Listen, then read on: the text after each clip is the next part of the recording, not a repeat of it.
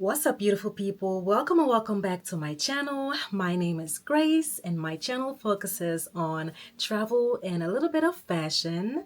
Now, today we're diving into something that hits really close to home for me, and that is flight anxiety. My flight anxiety kicked in on my very first flight to North Carolina, United States. And I remember feeling so tense that I couldn't get up even to use the restroom the entire 9 hours. I didn't move a muscle. That sense of being in a confined space, not being able to run away, just made my anxiety skyrocket, and it stayed with me ever since on every flight. But here's the thing, my curiosity to explore the world, experience new cultures, and meet new people was always bigger than my fear. And so over time, it got easier, and my flight anxiety mostly stuck to takeoff, landing, and turbulences. But I also slowly curated a routine that really helped me calm those nerves. And now each time I step into an airplane, I feel a little bit more at ease, and I'm excited to share those strategies with you guys. Let's dive right into the video. And so number one for me, and what I started doing in the beginning of my flight journeys, was to pack comforting items. Now, this might look like bringing along a scarf or bringing along your favorite snacks, something that just can remind you of home. This can help ease flight anxiety tremendously, and this can make the unfamiliar environment that the airplane is for us feel a bit more safer. Now, this next one is not always possible, but if you can, in the beginning, don't fly alone. Having someone by your side that you trust can make a world of difference. Whether it's your best friend, a family member, or your partner, they will bring emotional support and a sense of calm that can ease up these pre-flight jitters. My friends, for example, if I fly with them, they always know to talk me through turbulences, takeoff, and landing to distract me. So it is really important to maybe consider not flying alone for those first times, but bringing along someone you trust. Now, this is a big mistake I did in the beginning of my flight journeys, drinking alcohol on a flight or even caffeine. I thought having a drink is a perfect way to calm my nerves, but to be honest, it just made it worse. For those who don't know, alcohol or even caffeine dehydrates your body and can make anxiety worse in the long run. If you're feeling anxious before or during a flight, caffeine and alcohol are the worst two drinks you could have. Instead, stick with water or herbal teas to hydrate your body. Keeping your body balanced is key to managing anxiety. Now, this next one is something that I take occasionally, and that is melatonin. If you're like me and struggle to sleep on an airplane, or you just don't sleep at all, then taking melatonin is something that you can look into. But for me, it doesn't come without its downside. When I sense that my body just wants to rest and I need to sleep, but I can't because my flight anxiety is still on, I will take melatonin. It helps me relax and settle into sleep when nothing else helps. But the downside is that it makes me feel dizzy when I wake up, which isn't ideal, especially when you are traveling. But there's something that I do before each flight, so make sure you watch this video until the end because you wouldn't want to miss this. Now, this next tip is not to be taken lightly, and I would recommend you talking to a physician about this. In the beginning, I tried this once or twice and it did really help me, but it can really get addictive as well. What I'm talking about is benzodiazepines. Only a physician can prescribe this to you. This is completely different from the melatonin I spoke before. The key difference is that diazepam is about managing anxiety directly. Melatonin is more so for regulating your sleep and body's rhythm. If your main struggle is anxiety, like severe anxiety, diazepam is a game changer. But like I said earlier as well, it can really get addictive. So me personally, I stopped and switched over to melatonin. But speak to your physician and see what really can work for you. Now, this next one is more so for my writers out there or people who do journal already, is to journal while on air. Now, there's just something very special when you put your thoughts on paper, and being in an airplane and having anxiety, this really can help calm your nerves as well. And it's just a great way to pass time while on air. But you don't have to write down whatever you feel in that moment of anxiety. You can also just write down what you are excited for when you reach your destination. And that can really shift your mind thinking of the beautiful things that awaits you. Now, this next one was really hard to accept, maybe not accept, but really hard to just dive into, and that is accepting uncertainty and my fears. Let's get real for a second, because one of the hardest part about flight anxiety is to deal with all those thoughts that come into your mind unwillingly. I really wished those thoughts wouldn't just cross my mind, but it's just, I can't control it. And I know a lot of you guys can't control it as well. Those, what if something goes wrong thoughts, right? But one thing I've learned in this whole journey is that I can only focus on what I can control and should not focus on what I can't control. This is the first thing that I tell myself when I enter an airplane. So yeah, focus on what you can control and dismiss anything you cannot control. Now, this next one is something that might not be for everyone, because not everyone likes to be watching movies all the time on an airplane, but to be able to do so, you need to bring along an iPad. And what I usually do is to download all my favorite series on my iPad. I am a sucker for K-drama, and if you know about K-drama, you know that they always have subtitles, and that is distraction enough for me. And so yeah, bring along an iPad and download everything that you need to download on your iPad that can distract you.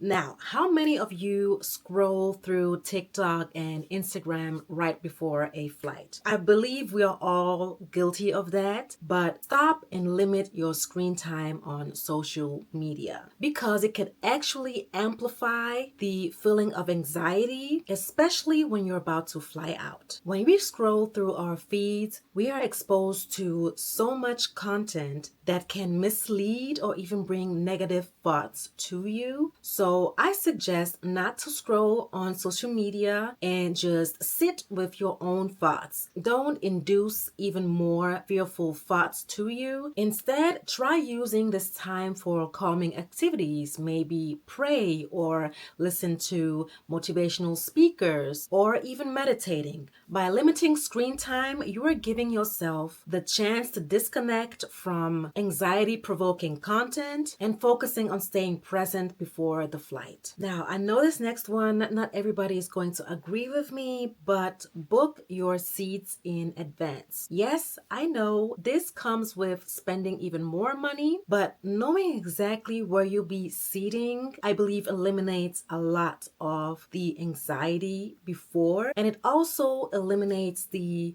seating process and gives you a sense of control. For example, if turbulences makes you feel very nervous, just like it does for me, I learned that a seat by the wings tends to feel more smoother. This simple step of booking your seats in advance also avoids the added stress of rushing to the check-in early to secure the best seats. Now, I believe that flight attendants are very bold and courageous, because I have no idea how they can walk through those turbulences. But what I do very often is to observe their demeanor, because flight attendants are trained to handle all types of situations in the airplane. So how they behave is a great indicator of how things are going. If they're smiling, calm, and going about their business, I know that everything is all right. So if they're not alarmed, there's no reason for you or me to be alarmed. Now, something that can also help through flight anxiety is to practice some breathing techniques. Now, there are a lot of breathing techniques out there, but this one just really helps me, and it's called breath focus. Breath focus combines the benefits of deep breathing with mental concentration, creating a focal point that helps you draw attention away from anxiety into something positive. Now, how it works is that you close your eyes and take a couple of deep breaths.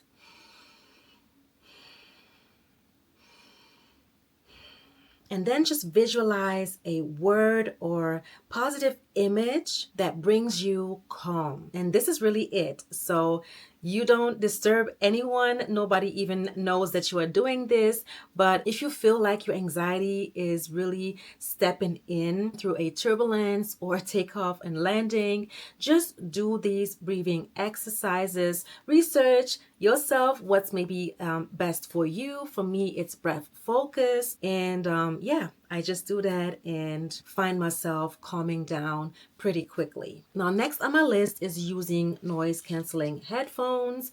These are my trusted travel companions. When I feel overstimulated, I just use my headphones to create a barrier between myself and the environment, which is the airplane, to cancel out all these white noise around me. I listen to motivational speakers, I listen to audiobooks, or just calming music, anything that I know will ground me. And I found it to create a sense of control in a chaotic situation like the turbulence, takeoff, and landing. Now, this next travel item is a 2-in-1 because it calms my nerves and it helps me to stay warm as well. I'm talking about my travel pillow slash travel blanket. This is one from Cozior. What I do is I use this essential oil, which is proven to have a calming effect, which is lavender essential oil.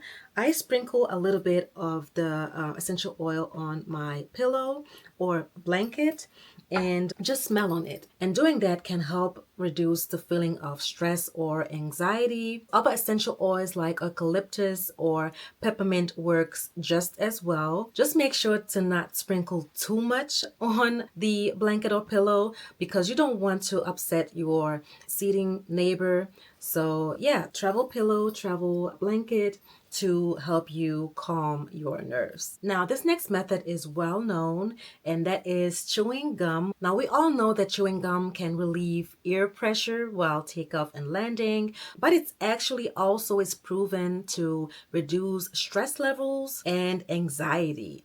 So if you have a gum, go ahead and start chewing whenever you feel like your anxiety in an airplane is getting at its peak. And it's a good distraction as well because it keeps your mouth busy and it's an easy practical tool to have on hand on a flight. Next on the list is reading a physical book. Yes, I know, living in this day and age, it doesn't really feel like a lot of people still read physical books, but in the case of flight anxiety, having something physical or reading a physical book can be really of a great help. When you're physically holding a book and turning the pages, you're engaging your mind and body in physical activity. And this tactile experience can feel grounding, which is really helpful when anxiety creeps in. Unlike audiobooks, which require you to rely on headphones or external devices, a physical book keeps you completely immersed in the present moment. So grab your favorite book and start reading. Now, this next point, I really didn't want to do research on because I thought that if I do more research on why turbulence is happening, it would make me even more fearful. But that was really not the case. In fact, it made me understand and just gear off of the negative thoughts when turbulence was happening. Like I said, understanding why turbulence is happening can refrain from this negative thoughts and you can stay calmer during a flight. Now, for those who don't know, turbulences are changes in air pressure, wind patterns, or when an airplane is passing through clouds. Now, believe it or not, planes are built to handle them. And pilots are trained to navigate through it all. When you understand that turbulences aren't dangerous and it's just a part of how flying works, it becomes easier to shift your mindset and avoid to spiraling to anxiety. So yeah, go ahead and do even more research if you need to and just start understanding why turbulence is happening. Now, as a foodie, this one is basically normal for me, but don't be flying on an empty stomach. Don't wait until you go into the airplane and wait until 1 hour or 30 minutes after the takeoff to have the first meal on the airplane, make sure that you have a bite. Low blood sugar can heighten feelings of stress and unease. And when you're hungry, your body is more likely to feel fatigued, which can amplify anxiety symptoms. So that's why eating a light, balanced meal before your flight is very important. Please make sure your blood sugar levels are normal. Now, this is something that I used to do in the beginning of my flight journeys, and that was alerting the flight attendants about my flight anxiety. They made sure to check up on me once in a while during the whole flight journey and reassured me if turbulences were about to strike. Don't be ashamed. They are trained for things like that. So yeah, talk to them. Now, this last tip is something that I curated for myself. Maybe this is nothing new for some of you guys, but I never sleep before a flight. And for some reason, I always have morning flights. I don't know why. Maybe I choose them always without even knowing, but I never sleep before a flight. I stay up and busy. And what I do usually is just clean around the house, listening to motivational speakers, just like pumping myself up for my flight. The goal here isn't to get exhausted and get the perfect sleep on an airplane, but it is to avoid the anxious energy to creep in on me. So therefore, I distract myself and try to calm myself down as much as possible before the flight. And so that's what I do before every flight. If I have a daytime flight, I try to stay busy during the day. And yeah, that's really what I do before every flight. Now, those were my methods on how I manage my flight anxiety. If you do have other methods that you use, please feel free to share them in the comments down below. I always like to know about other and different methods that are out there. If you found value in this video, please do me a favor, go ahead and like it and subscribe to my channel for more travel tips. And I see you in my next video. Bye.